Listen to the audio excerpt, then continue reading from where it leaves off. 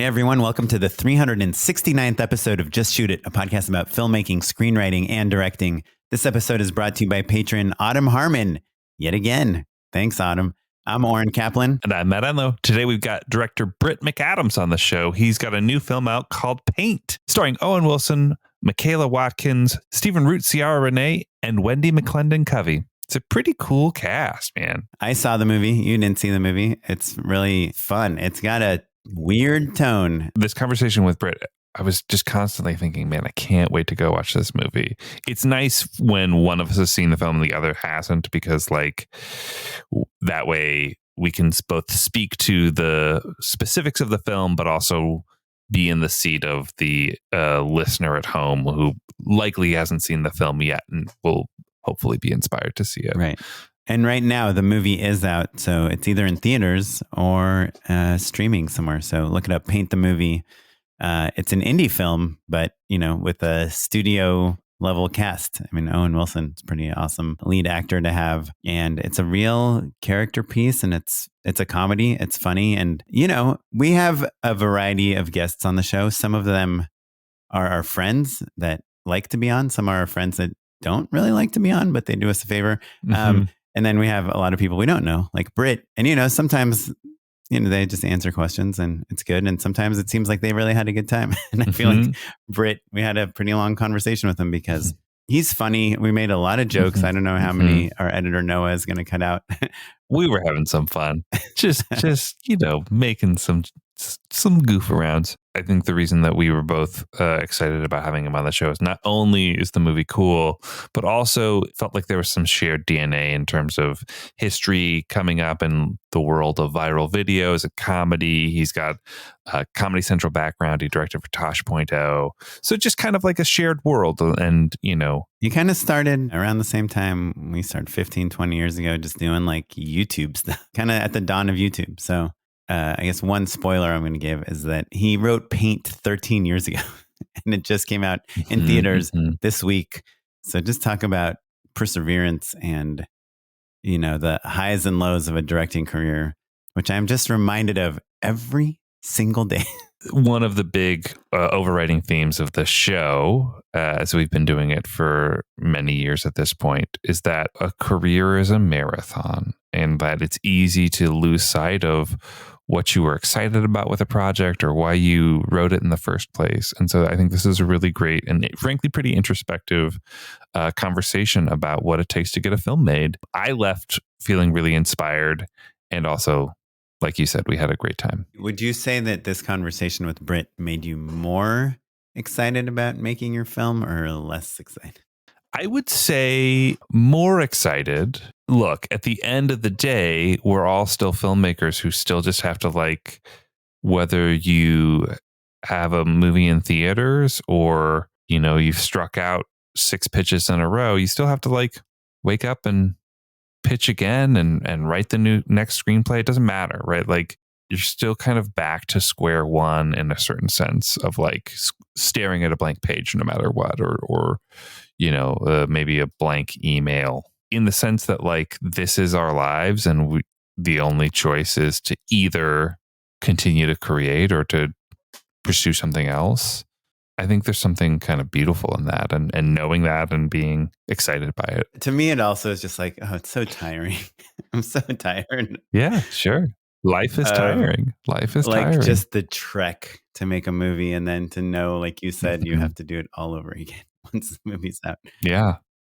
But what's the alternative? The alternative is like a job, you know? Anyway, before we talk to Brit, I want to remind people we have a Patreon, patreon.com/justshootitpod. That's where you can support this podcast. You feel like you're getting anything out of this. You feel like we're asking the questions that you're wondering.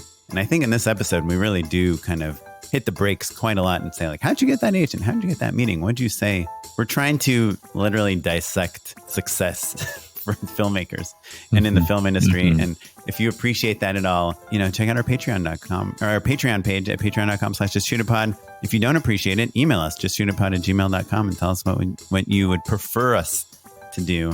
We love to hear from our listeners. If you sign up at the $20 level on the Patreon page, we will send you a hat. You will force us to get new hat designs because I believe I just mailed out our final hat to Autumn Harmon.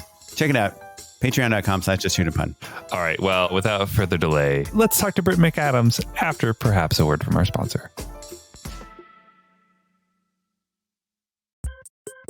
Hey, Brit McAdams. Thank you for coming to the podcast. Thanks for venturing all the way over here in LA traffic to sit at your computer. Well, thank you so much for having me. Yeah, congrats on the movie. It came out almost a week ago, right? Yeah, thank you. And in theaters. Was that always the plan to have your movie be theatrical? Like, it's an indie film, right? Like originally? Yeah, I mean, the plan was always to have it, sweep the Oscars and, just the basic plan, This is the beginning of the Whisper campaign, is what you're saying, Brett. Exactly. Yeah. Yes, exactly. The Whisper campaign. I mean, the hope is always theatrical. It's a comedy, so the reality is probably not theatrical. I don't think the last decade has not been kind to comedy. So, anything, I think, managing expectations the whole way is just sort of part of it. So that we, have been in theaters is pretty great. All things considered, because it's, you just want to get it made. You just want it to exist. I think so often there, and especially, having been out here in LA and my wife is an actor and friends. And so there's just, and you see people who are successful or have stuff hit, and they're so oftentimes not any different than anyone else. So, and the people who just things fall apart for, and it just doesn't happen. And those people are just, exactly. And look, those people are just as good as anyone else, but like, for whatever reason, stuff fell through and they had kids and had to support the kids and got practical and, stopped or left or whatever. So I just have an appreciation for, just that Oren's it got made. Is so wide right now. It's just, I'm realizing now that you said that. 1-year-olds. Yeah. Oren has an older daughter as well, but we both have relatively new kids. And hear what you're saying, Britt.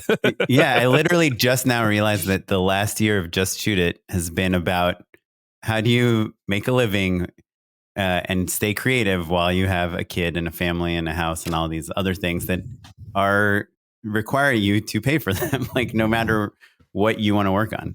Yeah, it's really hard. I mean, my wife is more successful than me, which is super helpful. She's half of a comedy team called I Mom So Hard. So that was a pretty crazy thing because she's an age I'm not allowed to say. We were sort of both, and this is maybe 6 years ago now, we were both in a place where, like, the movie that we'll talk about, I wrote 13 years ago, and it got greenlit a couple of weeks after I wrote it for $22.5 million. No way. This is in 2010. Hold on. So set the stage for us, though. What in 2010? What other movies are coming out? Right, because I think your point about like the theater not being especially kind to comedies in recent memory hits hard for both of us. But in 2010, it's like the that Hangover wasn't the case. years, right? Yeah, exactly. Like we're talking Apatow comedy heyday, right? And Will Ferrell. I mean, Hangover. Sure. Yeah.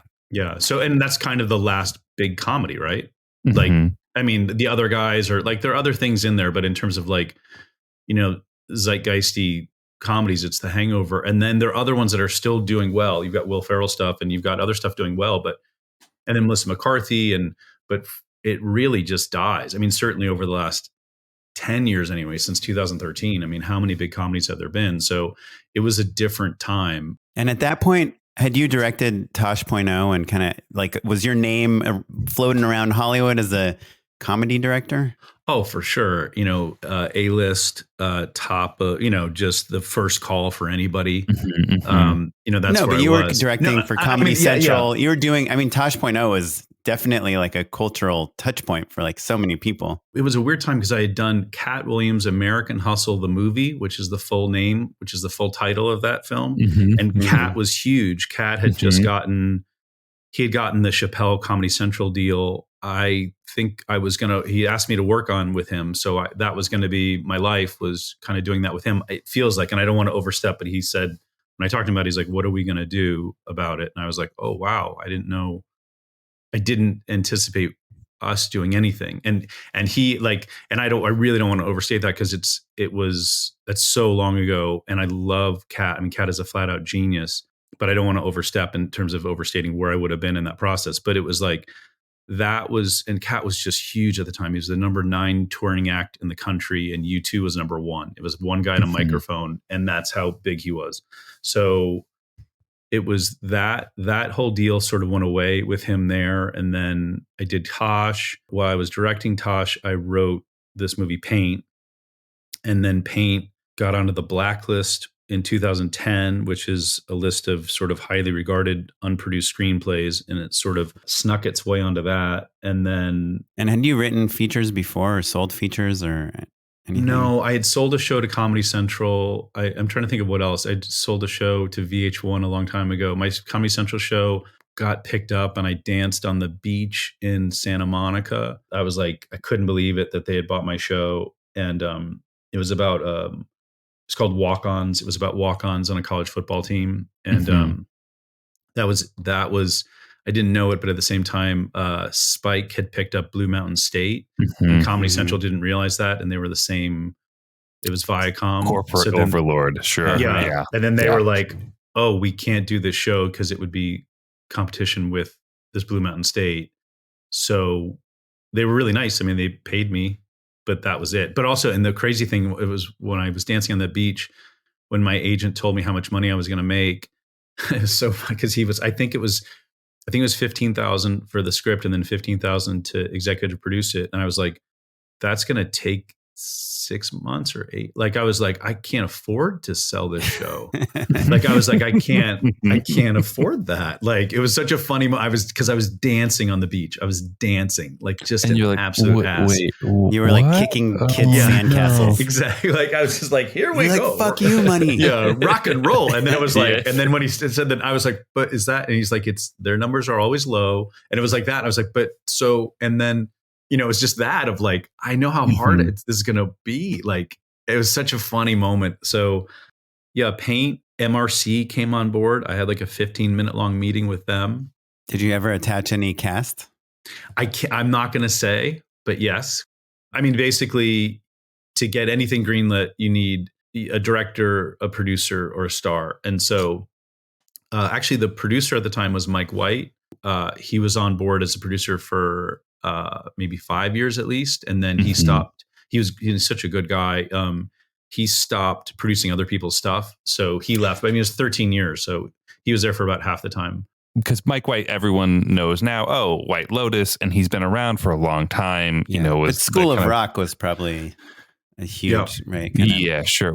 School of Rock's probably like 2008, give or take. So it was after School of Rock or before? It was after School of Rock. Gotcha. It was, he had done, it was like Gentlemen Broncos was maybe the thing he had most recently done. So how did you get both attachments, basically? Just kind of in the broadest strokes, obviously. My agent, I'm at UTA, and my agent sent the script Paint to Mike White on a Friday, and he called me on a Saturday morning. He called me the next morning. And you didn't know him personally? Not at all. And you'd already been on the blacklist, though?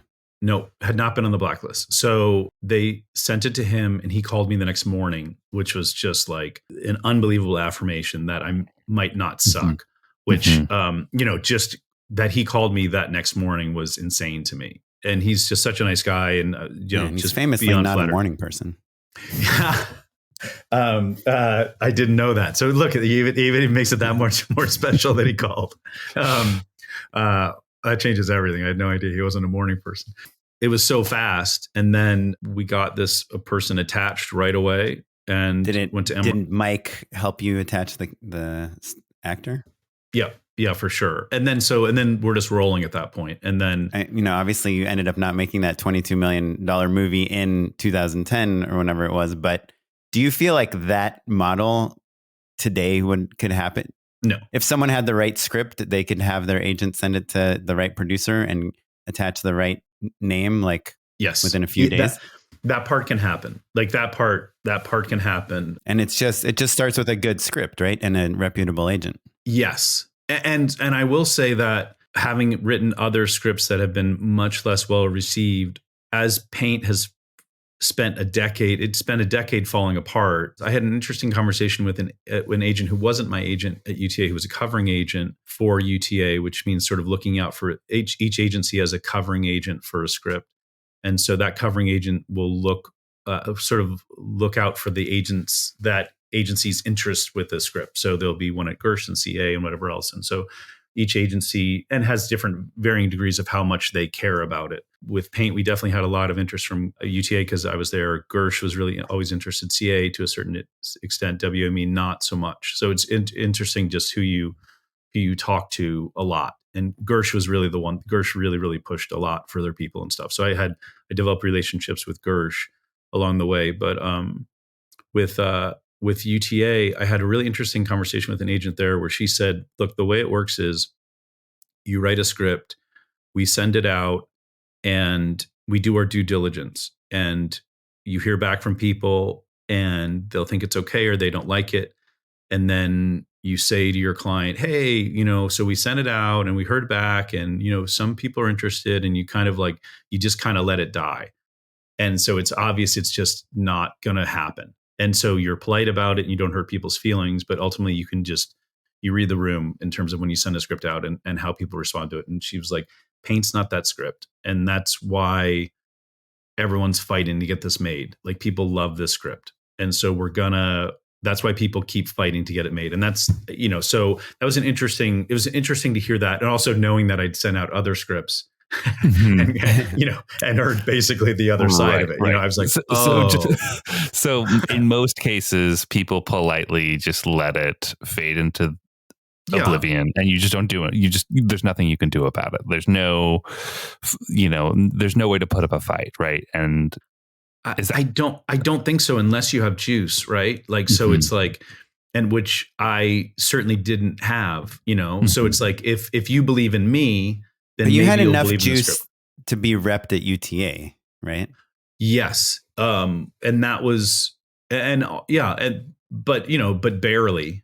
Like, it's not like, like my agents have, if you look at IMDb, you eventually you get to my name on my agent's list. So it's, it's not the top of the list, but yeah. But that makes a difference, right? Like, if Mike White gets a script from an agent at UTA or an agent at like some small boutique agency or management company that he's never heard of, it makes a difference, right? It all matters. It does. And so, yeah. And Mike White was at UTA. So, at the time, so yeah, it's all interconnected. The reason I was at UTA was I'd done some shorts actually for Comedy Central, which we had talked about a little bit, but I'd done these shorts called Honesty, which ended up getting nominated for an Emmy, lost to The Office when The Office did shorts that year. What is that show even?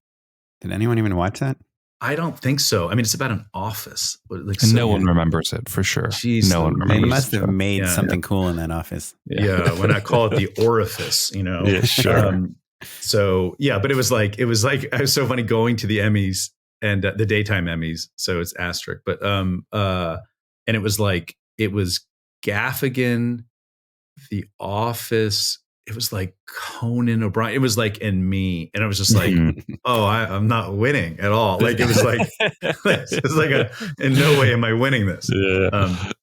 But yeah, so, and it won a Webby Award. And so they were like well received, and they were kind of the first thing, at least I was told they were the first thing for Comedy Central to go viral. So it was like, that was the thing that got me signed at UTA. And that was also, and I really did work that. Like, I was doing commercials at the time, didn't want to be doing commercials, and then sort of actively worked to have UTA sign me.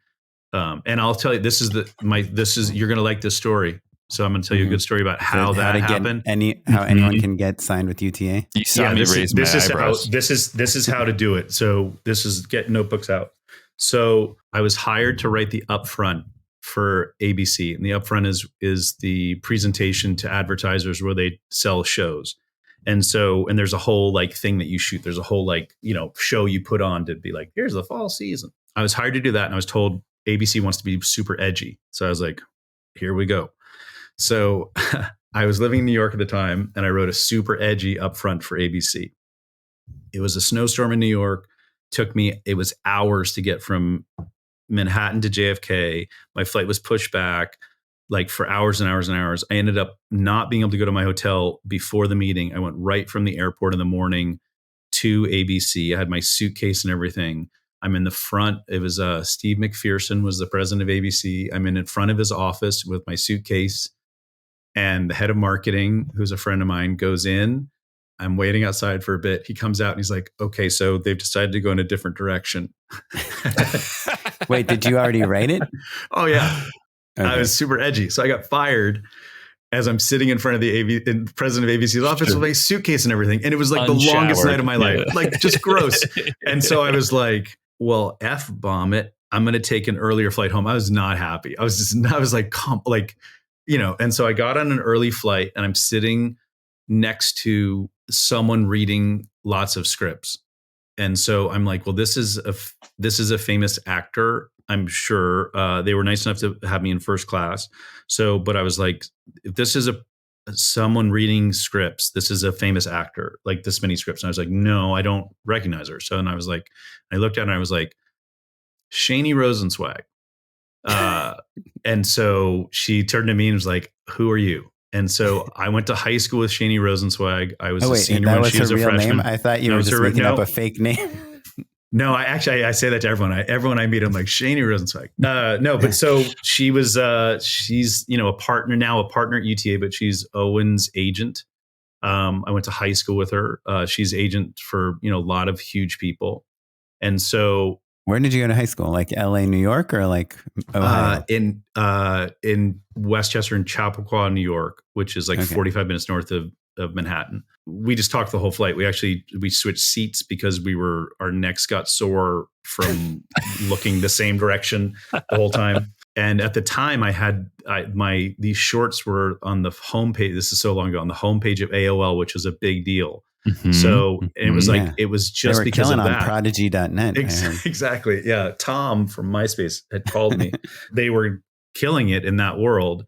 And so I was like, I have these shorts, and then she loved those shorts. And then basically that's how I got signed, is only because I got fired from that job at ABC and I took an earlier flight and sat next to someone I went to high school with. Like it just it does not happen if I don't get fired. So the lesson is get a first class ticket. Doesn't matter where you're going, as long as one side is LA and one side is New York. Play the odds. Eventually it'll be okay. Yeah. Get fired. And then turn to the person next to you and say Shani Rosenzweig, right? First class is like, it works like the subway. Once you're in first class, you can just keep staying there for every subsequent ride. Oh yeah. Until you see someone reading a script. Exactly. So that's how to do it. Look, there are a handful of things, right? Like obviously that's a right place, right time sort of situation, but you had made those shorts that did have some heat, right? And then you capitalized on it. Right. This is rude, but I spun them. I really spun them because I was like, hey, so I don't know if this is a big deal, but I'm getting a lot of calls because it wasn't like, oh, we're signing you right away. It was like, oh, you should talk to people or whatever. And then I would like talk to people and they'd be like, sort of like, yeah, it's really nice. I'm like, and I'd be like, so I'm getting a lot of calls from different agencies and managers and stuff. So what should I be doing with that? And then people would be like, well, how many? Like, and I'd be like, just a lot. So is that unusual? Yeah, I'm not sure what to do. And you're like Rick from CAA and Mike from William Morris. And the heat was limited. The heat was, it was not quite as hot as. So you were creating a faux buzz. Yes. There was buzz, but I was poking the bee. Sure. Well, and I think agents, nothing motivates them more than competition amongst other agents, right? Like they don't want to get scooped. Yeah, everything's dating, it's like everything's just dating. So it's like, oh, if everyone likes that person, I should probably like that person. So I just had sort of a what felt like a pretty narrow window, and just you crashed through it. Yeah. So back to paint. I'm curious. Do you want to talk at all about the kind of falling apart the first time and you rebuilding it? Those are the days of refinancing a used car. You want to talk about a low moment. You want to talk about a low moment. Two little kids standing in front of our house. We had car payments and calling and being like, yes, you can refinance your car payments on your used car, and like getting like a couple $100 out of that and being so psyched, being like, this is unbelievable that I'm getting this money. Like that's how bad it was in there. Like things just, things really falling apart. And also because it was like, you're green lit and then you stop chasing other work. You stop, it's like, well, obviously, yeah, I'm not going to chase anything else because I'm just in pre-pro on this, and then it falls apart. And are you getting paid anything when it's greenlit? Like a signing bonus, like a script fee? $0. Like, are you joining the WGA and all that stuff? Zero. Everything's just zero. So it's nothing. I mean, there's nothing until it happens. So I signed it. You take those $0, you put them in a high interest rate account. Exactly. Right. I mean, the contract I signed was insane. It was insane. Like it was so much money. Like, it was all signed. The paperwork was all done. Like, and right. So you think, oh man, I'm going to get an amount of money that I've never seen before in my life. And if I can just hang on until this movie gets made, I'm set. Right. Yeah. I mean, I'd sign the deal. Like, I'd sign the deal. It's like lawyers and all that stuff. So it's like, and then so you show up at home with a Lamborghini. Exactly. And then refinance it. It was just that. It was, it was that. And then everything just started getting pushed. And that's the hard thing. Like if you have big enough people attached, they have so many other things going on that it's like, oh yeah, we can do this in 2 years. And 2 years to me at the time felt like way too long. So it was 2 years was like, well, we should obviously look somewhere else. This is like, you're talking about like actors. Yep. Right. And what you just don't realize is 2 years is nothing. 2 years is like a blink of an eye. So it's like, and just to reiterate for people, when you say we should look elsewhere, it's not like you can keep Superstar on the hook and kind of like date around a little bit.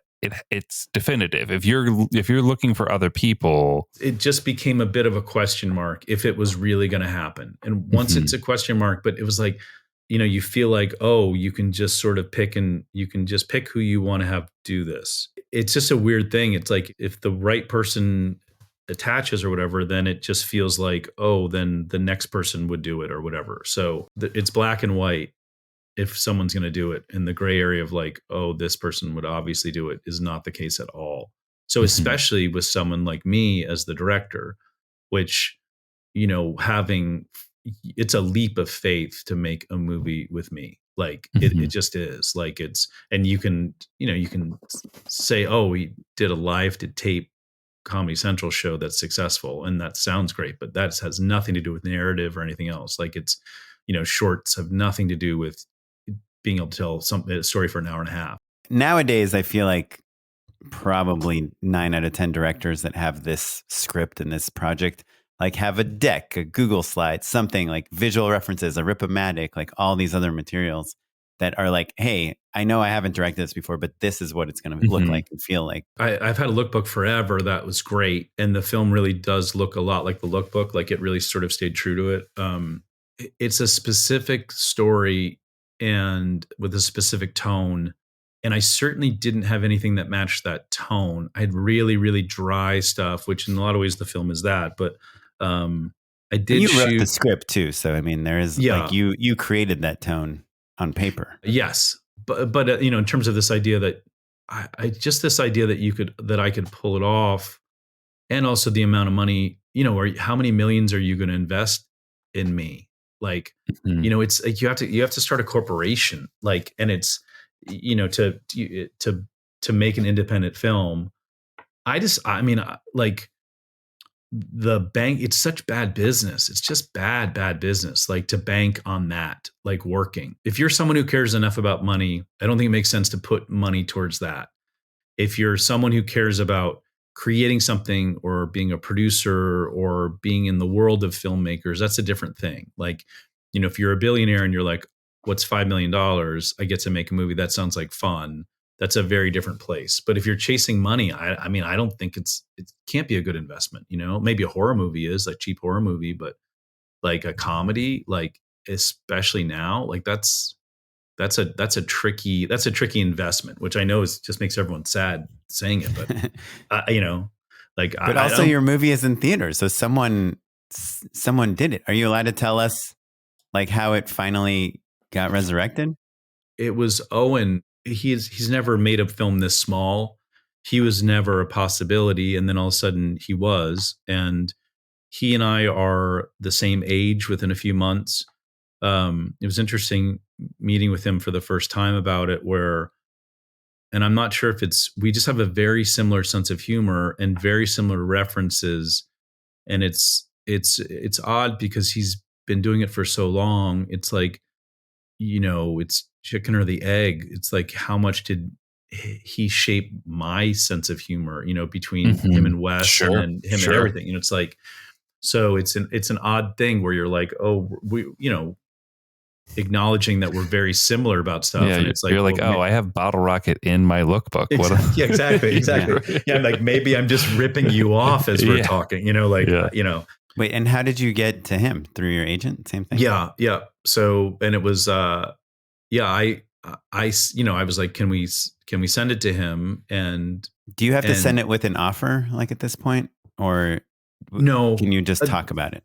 Yeah, no, because there's no money or anything. It's like you have, it's basically the one of three. So you either have a producer, a star, or a director, and that's where you get the money. So one of those people has the money, and when at that point, I think. But don't you need, like I've heard, like that Jack Black will not read a script unless it's from an A-list writer. Doesn't Owen Wilson get 10 scripts a day? I'm sure, but also his agent is the filtering, so, and the agent loved the script. So right. And vouching for, that's the agent's job is to, that's if an agent sends an A-list actor enough bad scripts, it's no longer the agent. Right. So that agent has to send the right scripts to the person. An interesting aside on that is Stephen Root is in it. And obviously he's a genius. We were once again not a big budget movie, and we didn't have just not a big budget movie. And the conversations with his agents were like, we don't have very much money, and they were like, if he finds out that he was offered a good script and the offer didn't get to him over money, he will be very unhappy. So they were like, and it's just the best. It's like he just wants to do good work and interesting work. And just talking to him about the whole world, he's like, he has a no asshole policy, which I love, which is he just won't work with bad people. That's what he cares about. It's like he just wants to do good work and have it, he just has a nice life. Like he just goes from like movie to Barry to, Coen Brothers, whatever. This is a long story. And you're talking about like, you had some really low moments. What kept you going? Right. Like obviously you're writing other scripts and you're shooting other things in between. It's not like you're just like waiting by the phone to make paint, but like, I guess, having crossed the threshold it's a movie in theaters with a bona fide movie star, you did it. Right. Certainly there must've been moments where you were like, I don't know if this is going to be the movie. Right. I mean, in a lot of ways I didn't have a choice. Is it your first feature? Yes. I mean, as I had mentioned, Cat Williams' American Hustle, the movie, which is the actual name. And then Trivia Town was a doc that I did with my good friend Patrick Cady, who's a cinematographer on Paint, who I convinced to be the cinematographer. But he's very fancy. He's off with J.J. Abrams right now, directing and producing for him on Duster, which is his new show. So awesome. The look of Paint is amazing, by the way. Thank you. Yeah, we had really good, really good people throughout. So we got super lucky with our production designer Todd Jeffrey and Allie Pierce, who's costume designer, and Patrick. Like we just had really talented people. I was just chasing any work. So always directing, a lot of commercials or anything else. Just trying to pay the bills. And the weird thing in there was that my wife, I started to say this, but my wife, who's half of I Mom So Hard, which is this comedy duo of two moms, we started shooting stuff in our kitchen and actually it was a Canon 60D I had, and which would, runs for 10 minutes before it overheats. We had one $40 light, and 2 IKEA light bulbs hanging in the kitchen. We just started shooting those 2 guys. And after 3 episodes of these 2-minute long shorts, they had a development deal at Warner Brothers, because it resonated so quickly, which is just insane. So that was the other thing. And my wife was in a similar situation, which was she's like a commercial actor, and it just wasn't happening. Like, and you get to that age, in LA where you're like, well, if you're anywhere close to a 4 and you're the first digit in your age, and I don't mean 5 years old, you're done. So she was done. Like, it was done, and then that happened. And so that was part of it. And part of this whole world was, we had 2 kids, and then I ended up not really taking care of the kids, but we definitely split parental responsibility. So that was also part of it. It was like pain was happening, but we also had 2 kids, and then her stuff, I was still shooting her stuff, but then her stuff really took off, where, they have a New York Times bestseller, a wine label. We went on tour with 14 of us, 2 families on a tour bus for 30 cities, a couple 5 summers back that I shot all of that. And that was the hardest thing ever.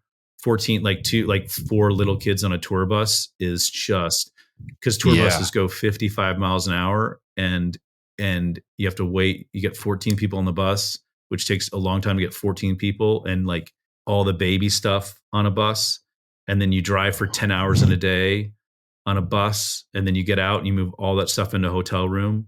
And then for me, I'd go shoot a comedy show that night. And then, and the worst part is, at that age, my kids are so little. They're so little. My daughter was in diapers, and my son was like 3. And every hotel, all they wanted to do was go to the pool, and they were both terrified of the water. And it would just be me on the steps with them hanging on to me, screaming. And that was the rest. So so yeah, at least we're not on a bus right now. So that was a big part of like the last decade of my life.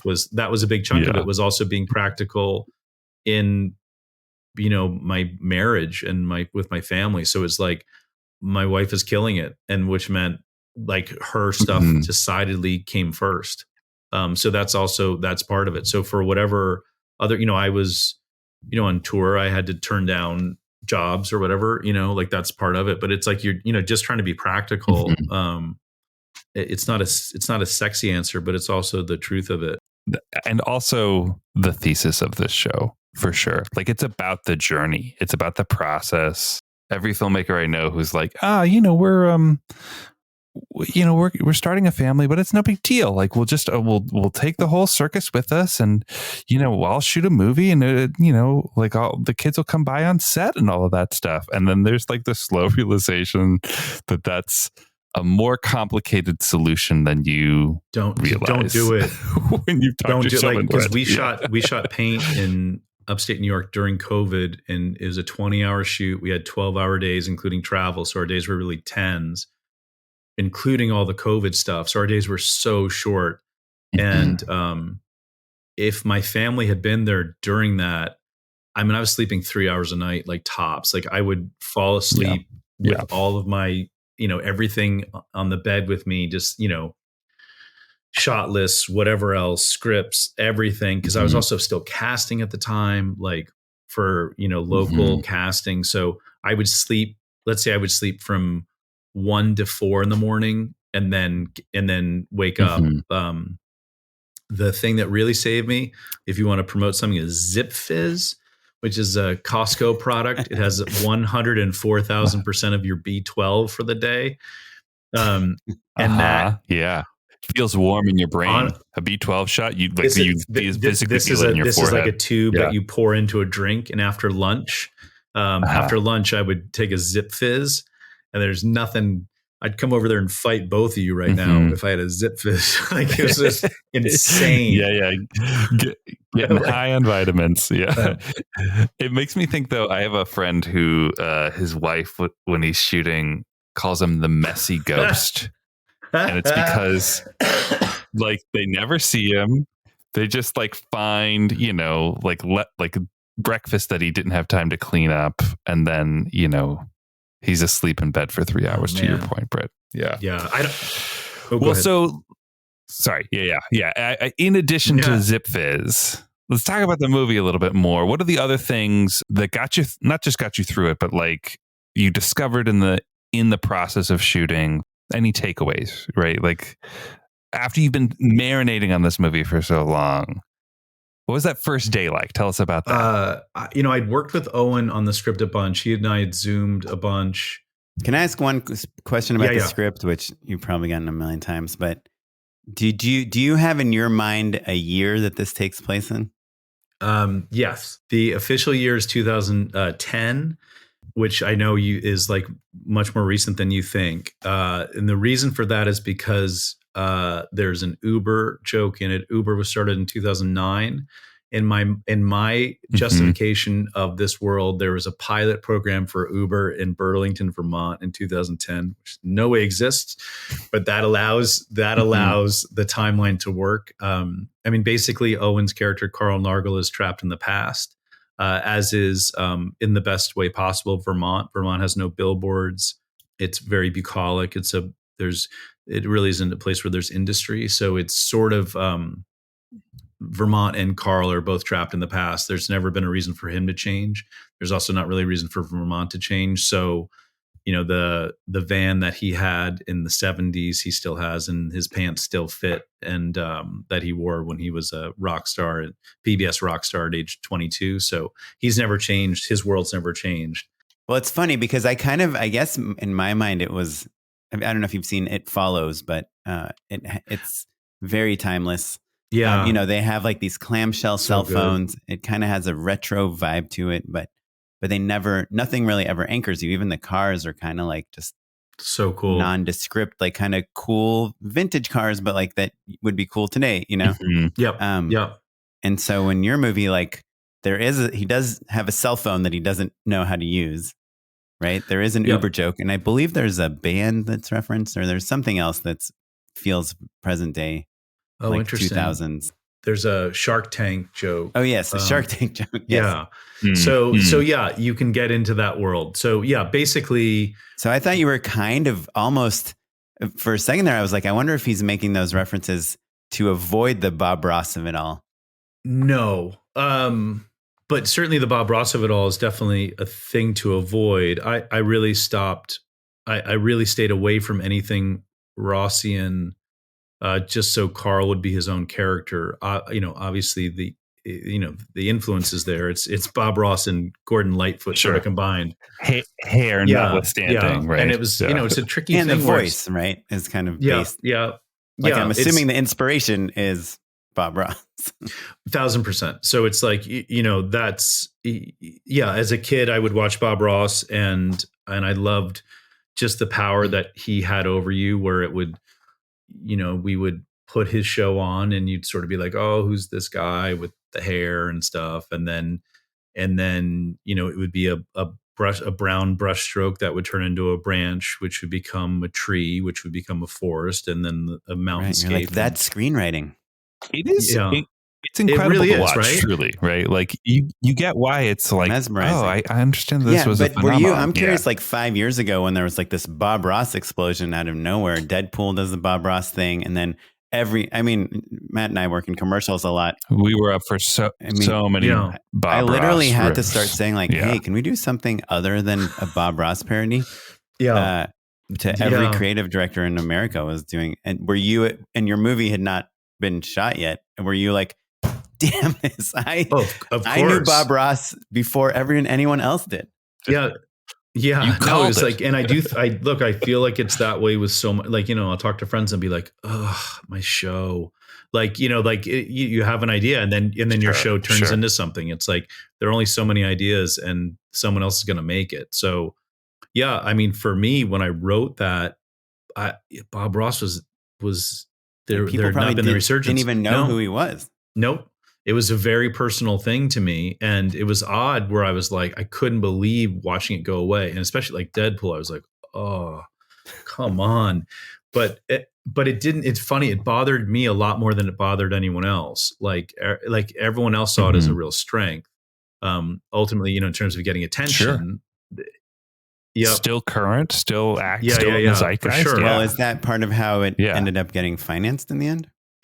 Yes, for sure. I mean, it was one of those ideas that people, in terms of like pitching ideas or whatever, it was always one that resonated immediately of what if that basic guy was a ladies' man, was sort of the idea of like, what if the most polite, nicest person on earth seemingly was not that, was sort of the Which idea. I heard you say that in an interview, but was he famously not a ladies' man? I mean, he seems cool. I mean, this is, I literally don't know. Like, it's like once I started doing this, once I started working on it, I stopped listening to anything and I stopped. Sure. You don't want to absorb Bob Ross. Like, I didn't want the language. Yeah. I wanted, like, I was like, this is already going to be, referenced or close enough where I was like, I want to stay away from this. So it's like, the Melissa McCarthy, Ben Falcone documentary on Netflix, I didn't watch. Like, it's like people, it's like Bill Alexander, like people will talk to me about, who was his teacher, and there's all these debates about Bob Ross and Bill Alexander and all of this stuff. And I stay away from all of it. Like, I just don't want to know. Yeah. Don't let it contaminate any of the, which makes sense. I think maybe to Oren's point though, there is the seed of like, oh, he is kind of cool. And he is like, kind of sexy, so you could see why it would be a good idea. Like, it doesn't matter if he was or if he wasn't. If you're familiar with Bob Ross, it's not that crazy of a jump to be like, oh, it would be cool. Wouldn't it be fun if he was a ladies' man? Do you know what I mean? Sexy or not, So like, I think it's like, it's nice for it to not be such an insane leap for the audience to be like, oh yeah, I bet he was. Yeah, I think I just think there's that world of, I mean, who the whatever people appear to be on TV or whatever else is just not who they are, for starters. And this if you're I've said this in other interviews or whatever at this point, but it's like, if you are a rock star at age 22 and you think you have the world figured out and everyone's treating you like you have the world figured out, would you evolve beyond that? If 22-year-old me didn't get my teeth kicked in a bunch, I'd be a nightmare. Like, I would just be horrible. So it's a blessing, it's such a blessing. And that's such a wonderful insight, right? It's not an answer to like, why now, but it's like, it's perfect in a pitch meeting, right? Did you come to that? Did you synthesize that thought before you made the movie, or is that something that you've kind of come to afterwards? Was that part of the pitch? It was definitely part of it. Was there wasn't a pitch. It was just a script. Like, I just wrote the script. It's like back in the days when people wrote scripts and didn't pitch. Just so crazy.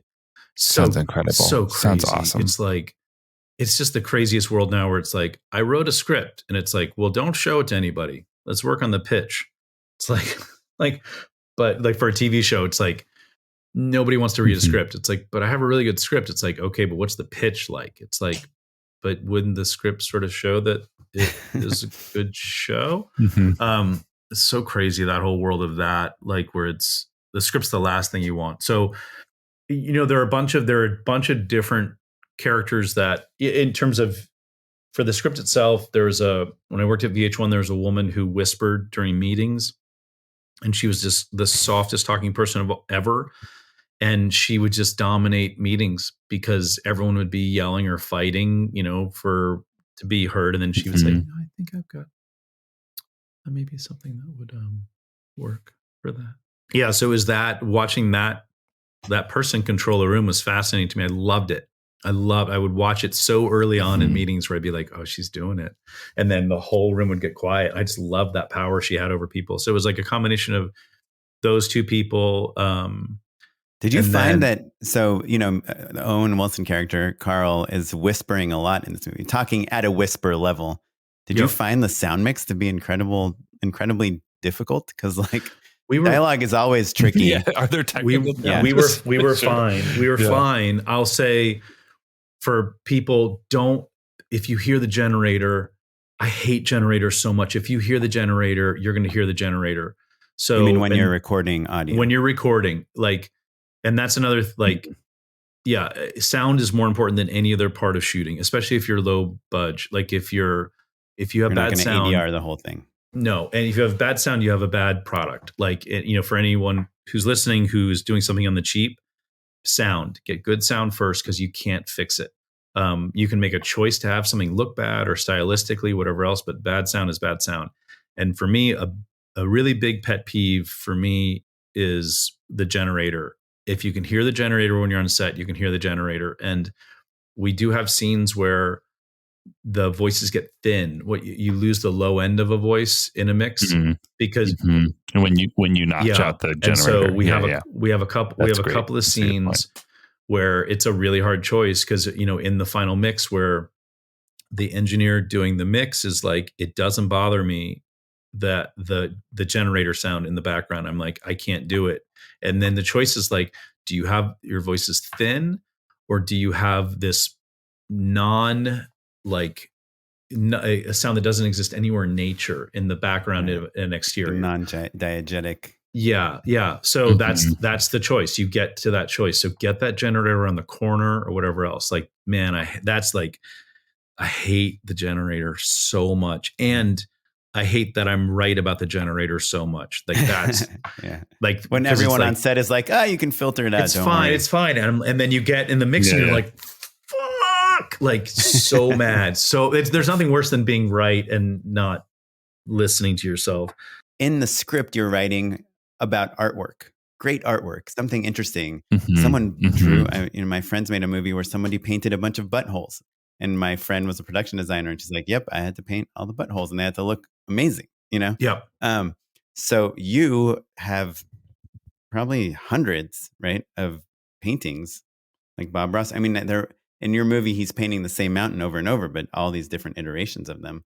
Like, how do you make all that art for your movie? I did it myself. No way. No, not at all. You're so awesome. So sick of you. Just like every weekend, I just why I wrote the movie. I had kids go to sleep. I have a coffee. It's called being an artist. It doesn't mean I'm just a writer director. If you told us Mid Journey, I would be equally excited. We have different characters, so it's like the person Ambrosia is a character of an artist, and that's someone in Colorado. This guy Brian in Colorado, and then we have other artists, 2 artists who are Carl Nargle, and then and 3 really, and then there's an artist for the van. So it was our production designer Todd Jeffrey, who's he's just a genius. He did like Miracle Workers, the Daniel Radcliffe show. He did the first season of that. So it's like, that's a very specific look, and super lucky to have him on. So he was also one of those guys who, I would say for anyone directing, just hire people who are better than you at everything. Like that's any place you can. Yeah. So get actors who are better than you every place you can. So he's so much better than me at production design, which is, it would be like we would have a conversation, and it would be, he would be talking back and forth on something, and then he'd be like, I got it. And then he would, and it was never wrong. Like when he got to the point of being like, I got it. Then the thing would show up and be perfect. Like there's a TV joke in the film, and it's a TV that rises slowly.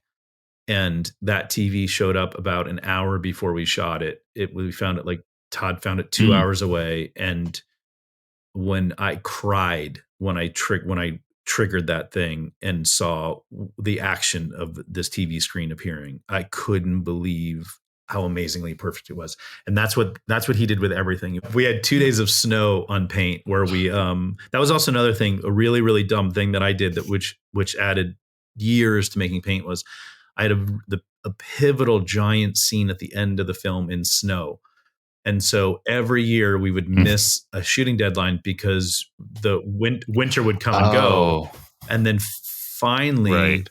You're just it'd checking be the like, weather app, like, it might it stick a didn't little come longer. together. So next year, I just did next year. And then finally I was like, what am I doing? And it was like Mike White's other producer, Dave Bernard, who was on it for a while before they stopped doing that kind of thing.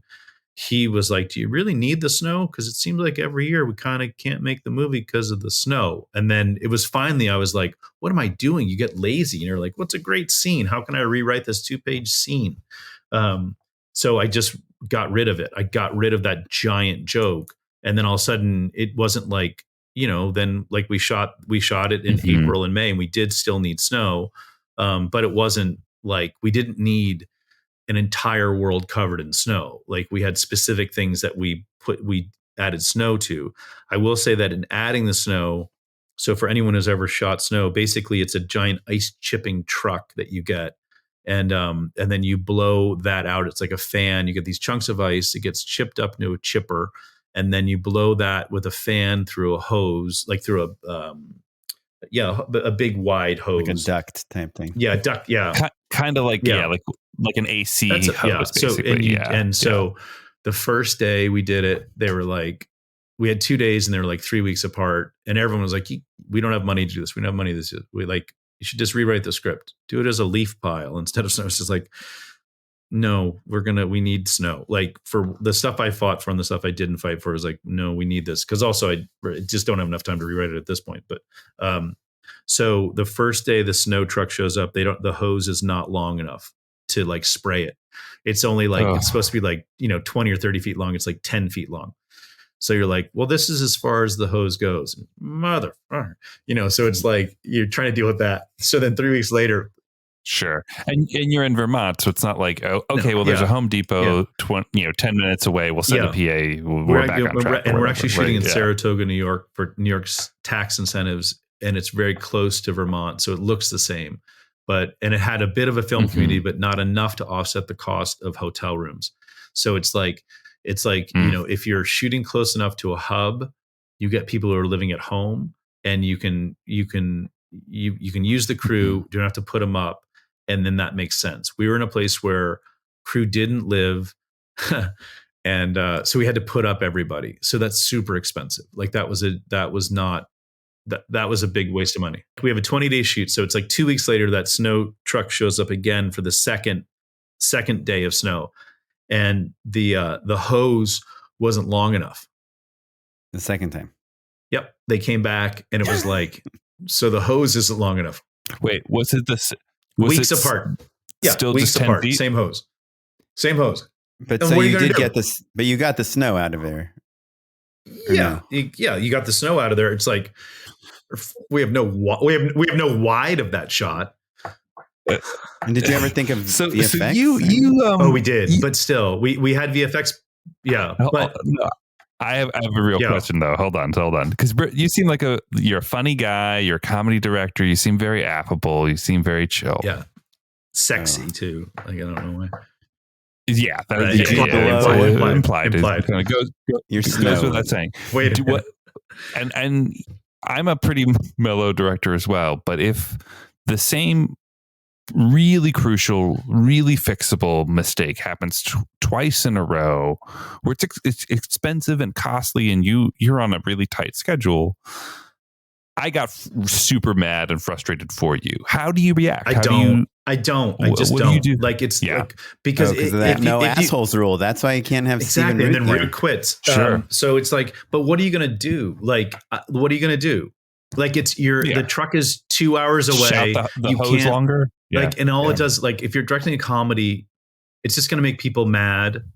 Like, not mad. I'm sorry, mad. It's just going to like make people awkward. And I mean, we have like 2 takes of most stuff. We have no tights in a lot of scenes. Like, we have to move so fast. And if I'm off my game and worried about something I can't change that's already happened, like my son just played it in a soccer league this year, and the coaches, who are really nice guys and good coaches, would always be yelling at what had just happened.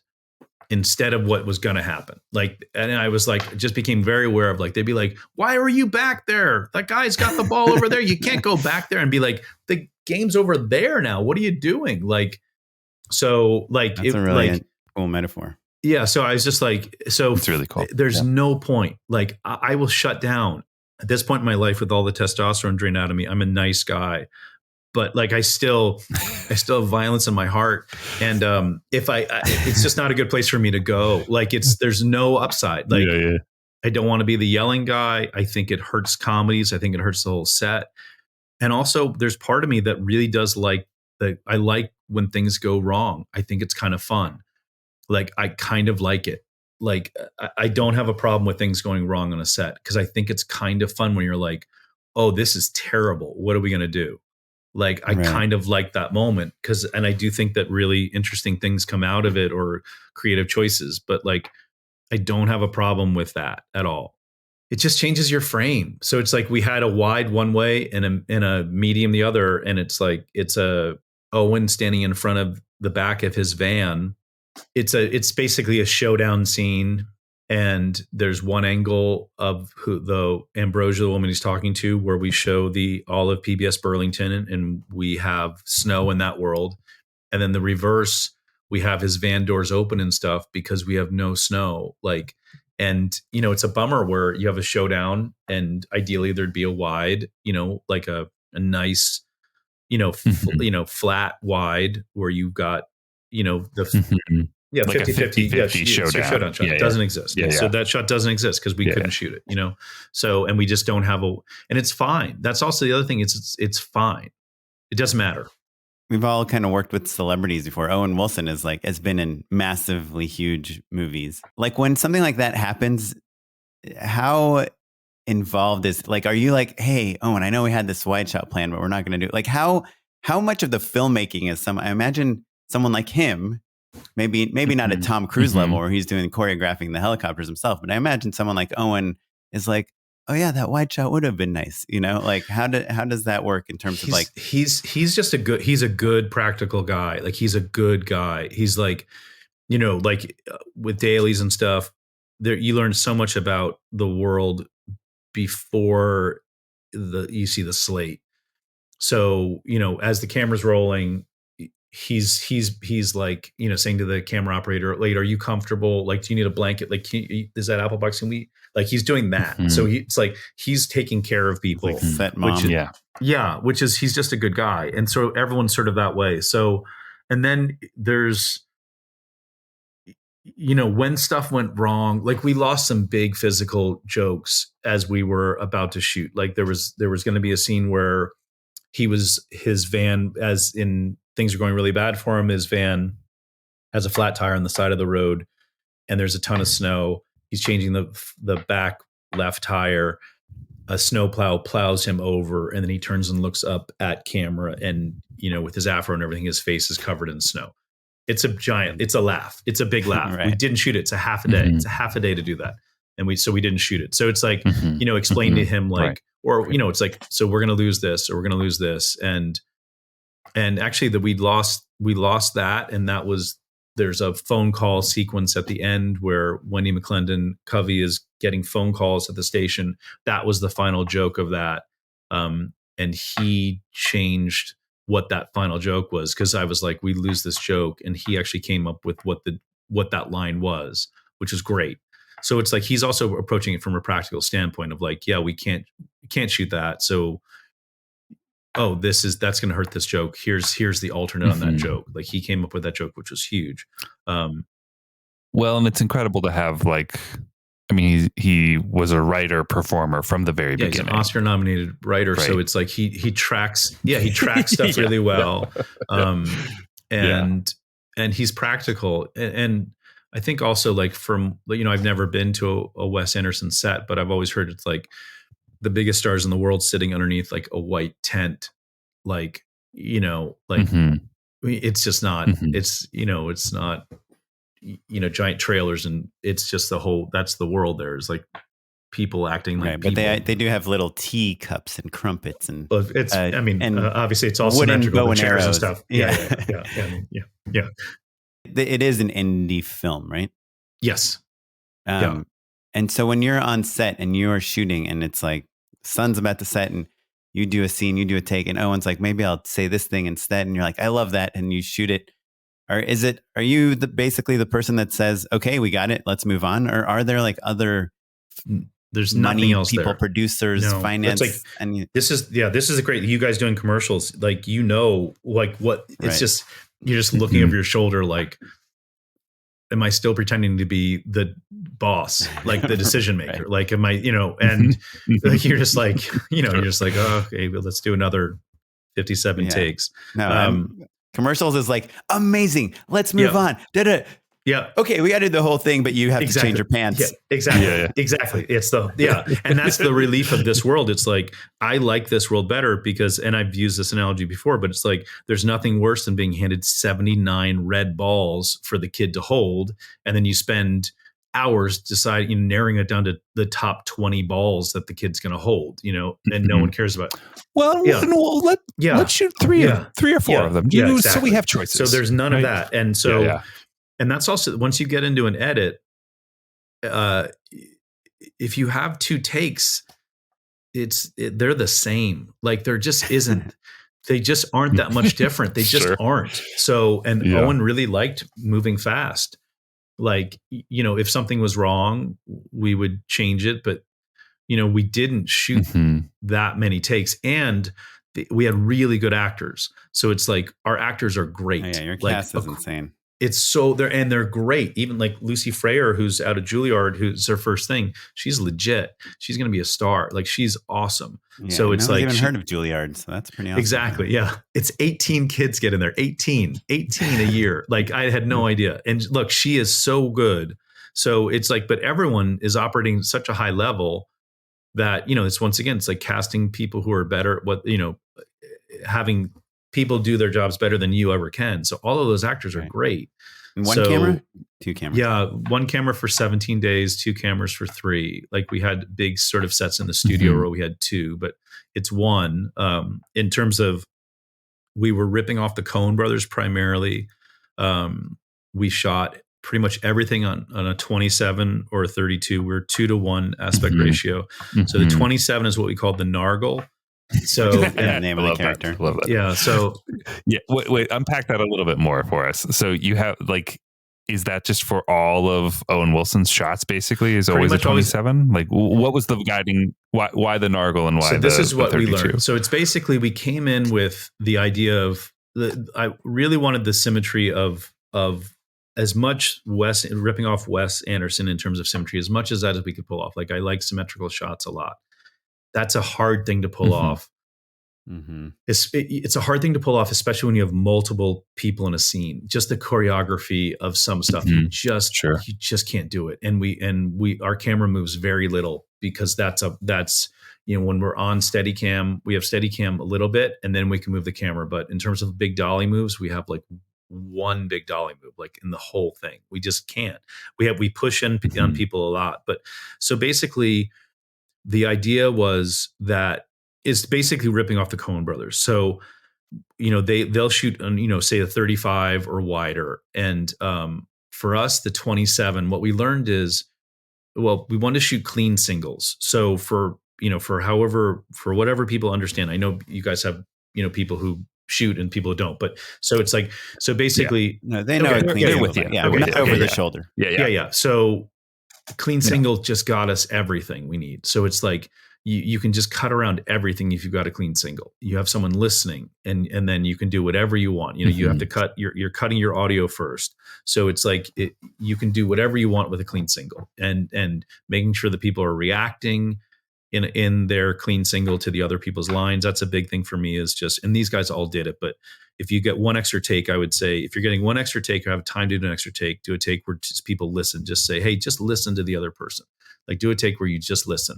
And then you get all that good face stuff. You get all of those beats where you want to see. And that tells the story. Like, whatever the other actor's doing, if you've got someone reacting to a line, you get so much more out of that. So that was a big thing, just our clean singles. And what we really learned was because we storyboarded. We didn't do any storyboards. It was Patrick and the AD and like one PA, and I would go to each set and each location, and we would just block everything on iPhones with Artemis. And so what we learned was the way to frame that stuff in a wide angle lens is you put the camera where the other person is who they're talking to.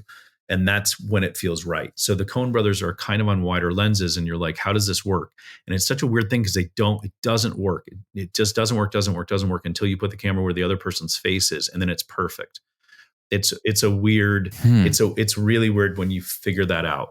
It can be too wide, like if you're getting up too close, it feels wonky, but once we learned that, it got fast. Like we were fast on that. And that's because you just had kind of the unspoken rule of like, oh, we know where to roughen the camera because of how the blocking is set up, basically. So just we basically, we blocked everything during the director scouts. And then, so we had a basic plan for everything, for every place, everything we shot. And we really lived on that 27, like we had to get around the 27 a little bit. We couldn't use the 27 when we were in two cameras.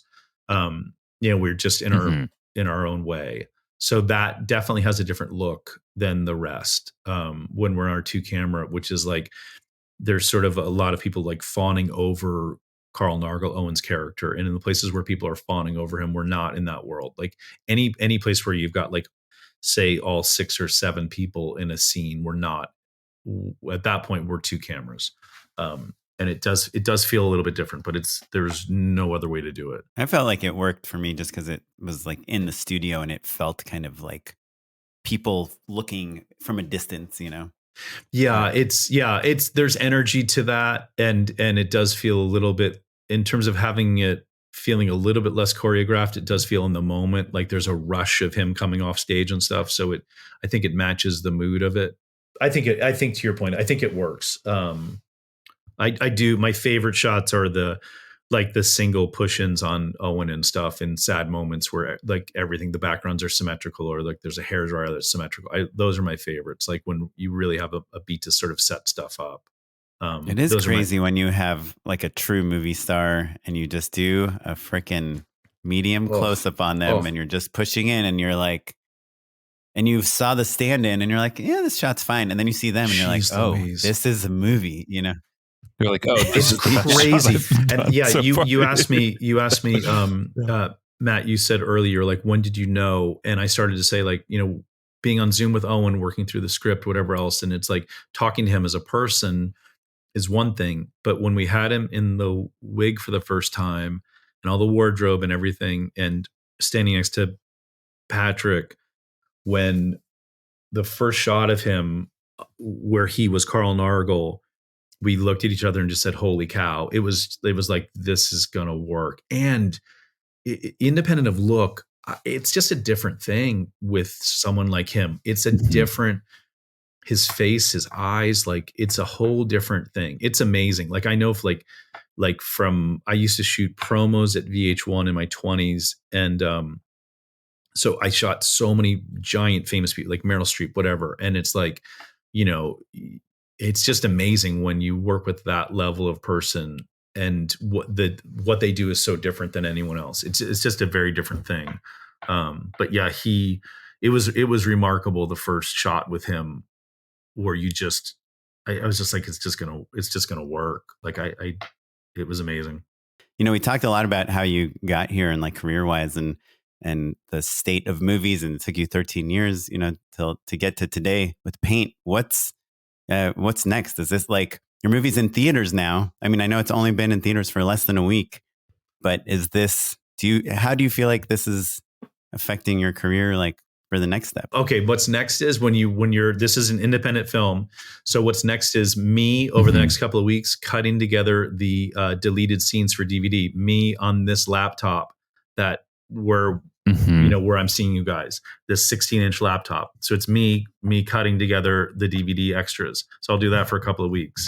So it's like, that's the level of this film. Like there's no, it's like, it's me. For me next, it's like I'm writing, like I have a show pitch that's a good script and a great pitch. And then and then two features that I'm like pretty much done with. But it's a weird, it's like there's so much, even like just for the last couple of weeks, the amount of press that I've done. I haven't turned down any press.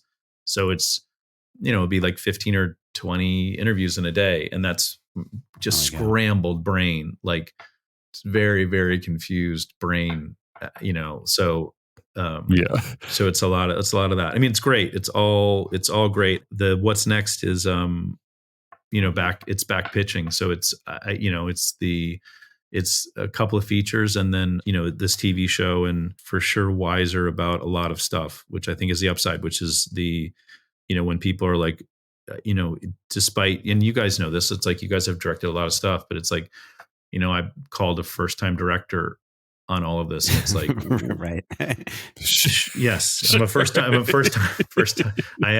first-time director. I've done like 2 features and, TV shows and pilots. But that's like a good, like Slam Dance, you can only get in there if you're like a first-time director. Like there's sure.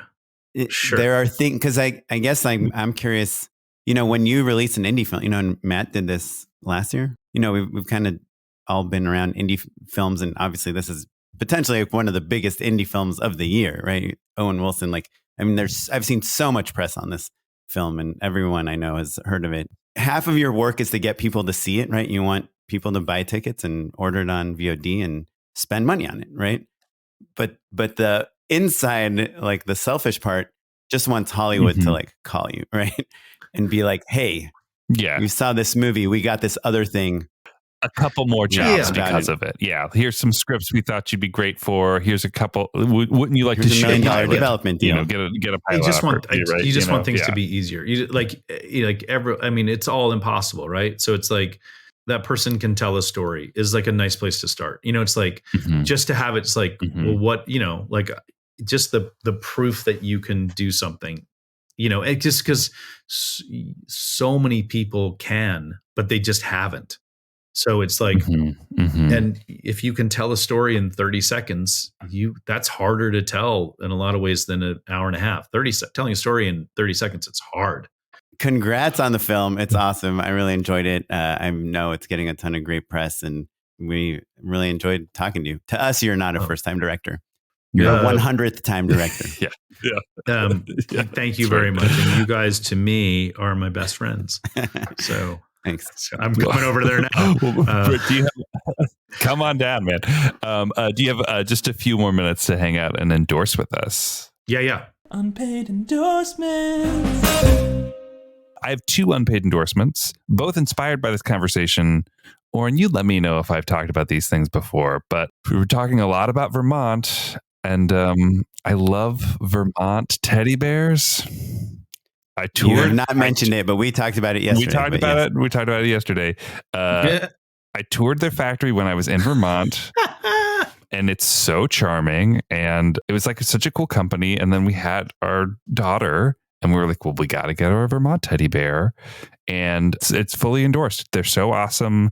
They're like, they're just kind of the right proportions and weight. And they're, they're kind of classy. So like, I think they make a good gift but they're still practical as a teddy bear. So that's my first endorsement. And then the other one, speaking of the PBS of it all, there's a Dakota Ring episode, which is a podcast that I love that kind of unpacks cultural mysteries.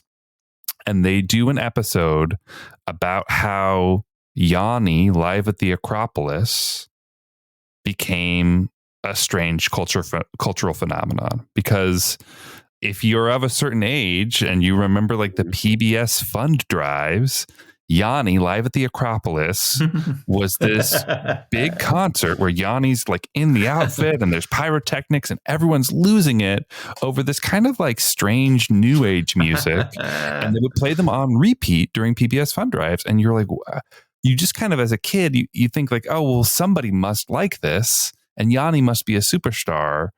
But as the podcast explains, he was not. And it changed the way that music was marketed in this country and the way that PBS fund drives worked. So I don't want to spoil it too much, but I highly recommend the Yanni Live at the Acropolis episode of Dakota Ring if you're curious about the nature of live performance and music marketing in this country now. It's actually a really fascinating and entertaining episode. So those are my two unpaid endorsements. Yeah, that's really good. It. Anyway, Brit, what do you have? What's on your mind? What are the things you're into? Well, the first, I just really want to get back and talk about Zip Fizz. Mm-hmm. Mm-hmm. So Zip Fizz, it's 30 containers of various flavors. It's at Costco. It's 104% of your vitamin B12 for the day. Is it medically? Did you shut your mouth? Legal? You shut it. You shut it. it. It's like a tablet or something. No, you know nothing about Zip Fizz. I just looked up Zip Fizz sample. It's like pack. a vial. It's like a vial, right? Yeah. And look, for those people who are filming, if you are tired, have that after lunch. Do not eat carbs. Do not eat a heavy lunch. Have a little bit of protein, some salad. Stephen Root only eats, drinks soup. Like any of you, for old people. If you're old, if you're an aged person like me, don't eat a lot at lunch. Take a nap if you can. 15-minute nap. You're going to love it. I always eat the steak because I'm like, I never eat steak. Oh, man. And then it kills me. This is what I do. I go to the food truck last. I always get my food last. Mm-hmm. And people are like, man, he's so cool. He's so a nice guy. And it's like, no, I go last. And then I don't talk to anyone and I'm not rude. But then I take a nap. I take a 15-minute nap and then I get up. Where do you take this nap? Wherever. There are photos of me on Paint where you see my feet poking out of everywhere. Like awesome. It's the creepiest. Exactly. Awesome. It's the creepiest, like behind like whatever flat or whatever. Like there are my feet, like any place. But I like to use the 10 minutes before because I like to eat last as well. I'll call my wife. I'll be like, that's lunch. Call my wife immediately. Then you go get lunch. No wait. It's perfect. Yeah, don't fight for it, and then stay away from people. So your brain can relax, and then you take a little napper, and then you have your Zip Fizz from Costco, and then you wake up. It's a sugar-free energy drink, and it provides up to 4 to 6 hours of focus and energy without the sugar crash of most energy drinks. It's not unlike a 5-hour energy drink. Have you done it before, Matt? No, you know nothing, Matt. Matt, you know nothing. I apologize. I thought that they were both B12 hits, basically. It does have caffeine also. It has caffeine too. It has like a couple of cups of caffeine. That's not where that's not what's taken to this. But look at how much. Look at your daily dose of B12. It says boatloads of vitamins. It's 104,000%. That's not a joke. Like it's like your brain. Turns out you're not supposed to have B12. your brain. It's amazing what it does for your brain. Like it's crazy. Like it'll change your life. But is it good for you? Or is it just you're trying to survive a shoot? Like it's great for you is what it is. Okay. But you wouldn't do it like before a soccer game or when you're walking into a movie that you're worried it's a little too long. I did it before this podcast. Why do you think I'm talking over you so much? Did you really? No. I couldn't. You couldn't handle it. And then so Zip Fizz, and then my other one would be, look, this doesn't count, but I'm going to say that because this isn't the Paint merch store. Enough. Yeah. Paintmerchstore.com. Thanks for bringing that up. All your paint needs. No, it's White Lotus season 2, which is, I know it's not like it's everyone knows that, but in terms of an examination of toxic masculinity, that show's insanely good. And what Mike White does, if you want to know how to pitch a show or how to build a world, just watch that and look at how each different character has some different, if you break down toxic masculinity and how it manifests itself in every facet of the world, look at that show, and he attaches those character traits to each character. Has a different, it's the old misogynist, it's the young girl who can't get ahead in society, it's the too passive, the young guy who's too passive. It's like it's such a good world building, and I think in terms of, it's such a good lesson in taking one topic and applying it to a world. So it's toxic masculinity, and then every facet of it in characters. And it's like, I think if you look at it from that perspective, you'd be like, oh, that's super easy to do. I don't know. It's genius. Yeah. I think it's just flat out genius.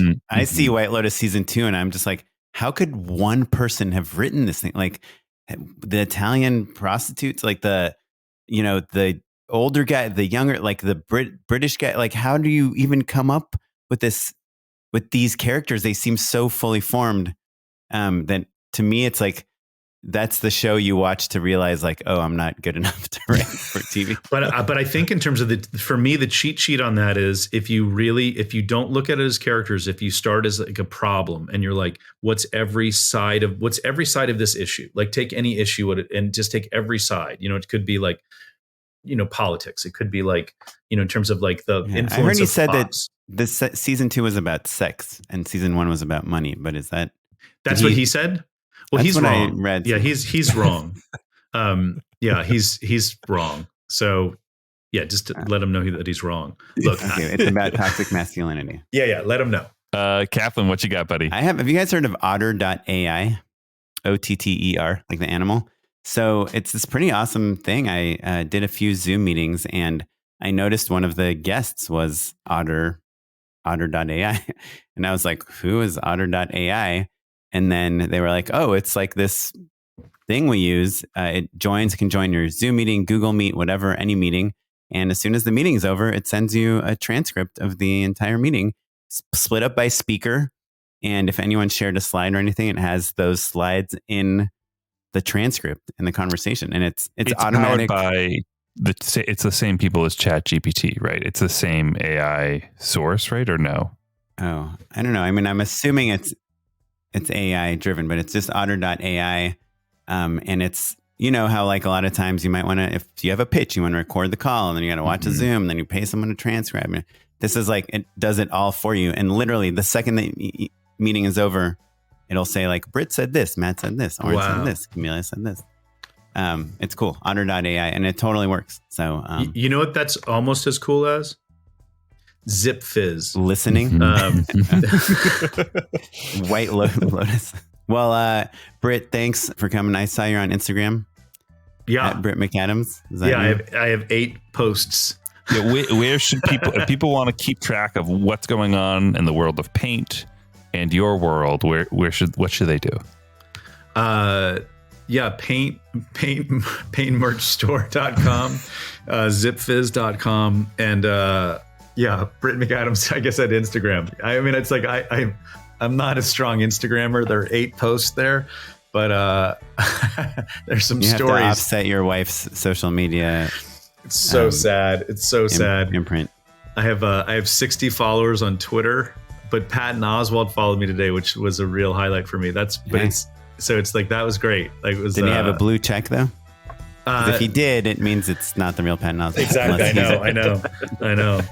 Yeah. Thank you guys so much. Oh no, I was going to say, if you really want to follow me, it's just, I'm at Costco and getting more Zip Fizz. That's where I am. At the food sample table. You're pushing one of the big carts from Home Depot that you use for the lumber. You just take that over to the Costco for your Zip Fizz. Buying longer ducts for your snow machine. Well, awesome. Well, if you want to tell us anything, if you want to pass any messages on to Brit, you can email us at justshootitpod@gmail.com. We'd love to hear what you think of Zip Fizz and any other chemicals that you're putting into your body. You can find us across all social media at justshootitpod. I'm on Instagram at okaplan. And I'm at Mr. Matt Enlow across all social media. This episode was edited by Noah Bayshore. Thanks, Noah. And it's produced by Tyler Small. And you're listening to music by the Free Music Archive and the artist Jazar. Thanks, everyone. Bye. Bye.